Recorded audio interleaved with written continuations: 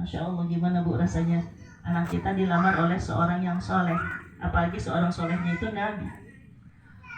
Maka pada saat itu Abu Bakar langsung datang kepada Rasulullah untuk langsung menikahkan anaknya, putrinya dengan Rasulullah. Memang umur Aisyah baru 7 tahun. Dan sebenarnya sebelum Rasulullah melamar, Aisyah itu sudah banyak dilamar orang, tapi belum ada yang diterima oleh Abu Bakar. Belum ada yang diterima oleh Abu Bakar.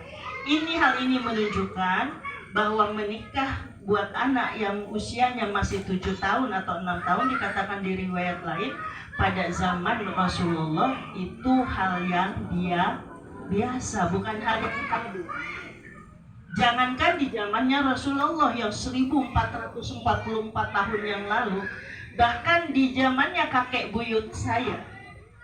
Bahkan dulu nenek saya pernah cerita bahwa beliau itu ketika menikah belum haid, artinya belum balik.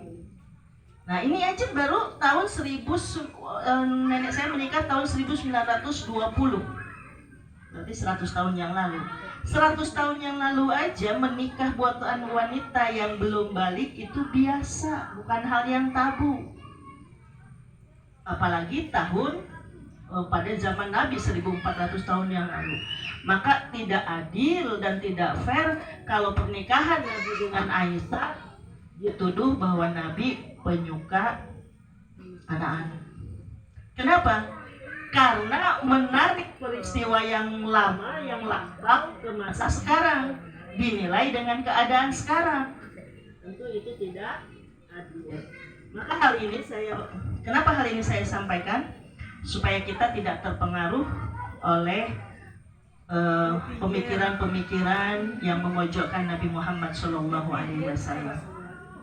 Ibu-ibu yang dirahmati oleh Allah Subhanahu Wa Taala. Kenapa Nabi dinikahkan dengan Aisyah? Ini kan petunjuk wahyu ya. Pertanyaannya kira-kira kenapa? Kok yang dipilihkan Aisyah, bukan yang lain? Ini adalah pilihan Allah. Yang pertama, kalau menurut saya, Aisyah itu sudah terlihat kesolehannya. Kenapa?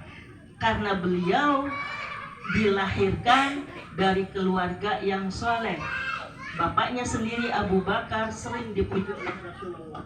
Salah satu pujian Rasulullah SAW kepada Abu Bakar dikatakan begini: seandainya imannya Abu Bakar itu ditimbang dengan iman semua umat ini, misalnya di sebelah kanan ini imannya Abu Bakar, di sebelah kiri iman semua umat Nabi Muhammad, tentulah iman Abu Bakar lebih berat timbangannya dibandingkan semua imannya umat Islam.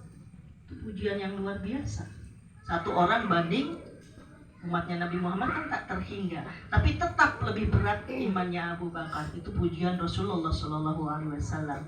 Dan Aisyah dibesarkan oleh keluarga yang seperti itu. Siapa istrinya? Istrinya adalah Ummu Ruman. Siapa itu Ummu Ruman? Ibunya Aisyah itu. Dia adalah sahabat dekatnya Siti Khadijah.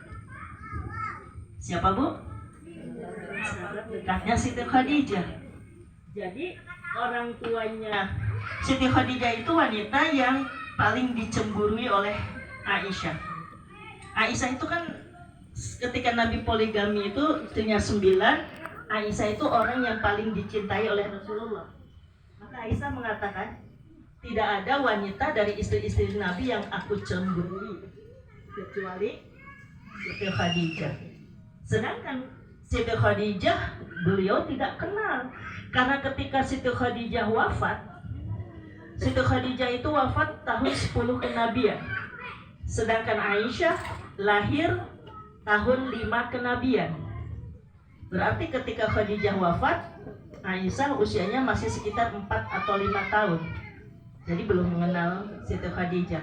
Tapi justru kata Sayyidati Aisyah, perempuan yang paling aku cemburui adalah perempuan yang aku belum pernah melihatnya, yaitu Siti Khadijah.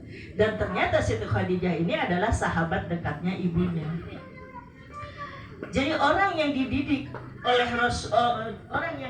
oleh keluarga seperti Abu Bakar dan Siti Ruman, kemudian dididik oleh Nabi selama 10 tahun, bisa dibayangkan sosok Aisyah itu seperti apa kesolehannya. Maka nanti akan kita jelaskan sedikit. Ini halo, kumaha ya? Bisa diganti kayaknya. Iya, tadi ganti ya. Jadi bisa dibayangkan kesolehannya Aisyah seperti apa.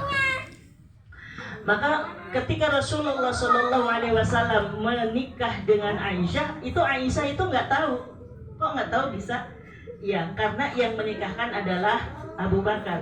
Jadi Abu Bakar datang menemui Rasulullah, Aisyah sendiri di rumahnya lagi main boneka.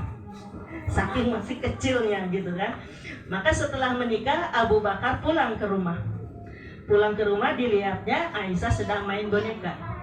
Dipanggil, wahai putriku Aisyah, berikanlah nampah, apa sih namanya, nampan ya, nampan tempat kue-kue. Jadi di situ ditaruh kurma. Berikanlah ini kepada Rasulullah dan sampaikan kepada Rasulullah, ya Rasulullah, ini adalah sesuatu yang engkau tadi sebutkan di hadapan ayahmu. Jadi didapat di hadapan ayahku gitu. Jadi Abu Bakar memberikan pesan kepada Aisyah, Aisyah, antarkan nampan ini yang berisi kurma. Antarkan nampan ini kepada Rasulullah dan katakan kepada Rasulullah, ya Rasulullah, ini adalah sesuatu yang engkau tadi sebutkan di hadapan ayahku. Yang tadi Rasulullah sebutkan di depan ayahnya itu siapa? Ya, tentang Aisyah. Tapi Abu Bakar membawa nampan ini seolah-olah ini kurma. Jadi ini bahasa isyarat gitu kan, karena tadi Aisyah kan nggak tahu. Katakan aja, bilang bahwa ini adalah sesuatu yang engkau sebutkan tadi di depan ayahku, dan tanyakan apakah engkau menyukai ini. Aisyah kan pikirnya ini itu apa? Kurma. Padahal yang dimaksud Abu Bakar dan nanti yang akan difahami oleh Nabi itu adalah Aisyah. Maka Aisyah datang kepada Nabi dengan wajah polosnya, ya Rasulullah, ini adalah sesuatu yang engkau tadi sebutkan di depan ayahku. Apakah engkau menyukainya? Rasulullah langsung paham. Jadi langsung tersenyum. Qabil tuh ya Aisyah, qabil tuh gitu kan. Saya terima ya Aisyah, saya terima. Sambil mau memegang Aisyah, karena kan itu siapa? Istrinya. Tapi karena Aisyah nggak tahu, Aisyah walaupun beliau masih kecil, tapi sudah tahu kan hukumnya begitu. Jadi langsung marah kepada Rasulullah, datang ke rumah ngadu. Ya, wahai ayahku, bukankah dia Rasul gitu? Maksudnya kok Rasul begitu gitu kan? Maka oleh Abu Bakar ayahnya disampaikan, aku tadi sudah menikahkan engkau dengan Rasulullah. Jadi Rasulullah itu adalah suaminya. Masya Allah. Apa kata Aisyah yang usia 7 tahun tapi sudah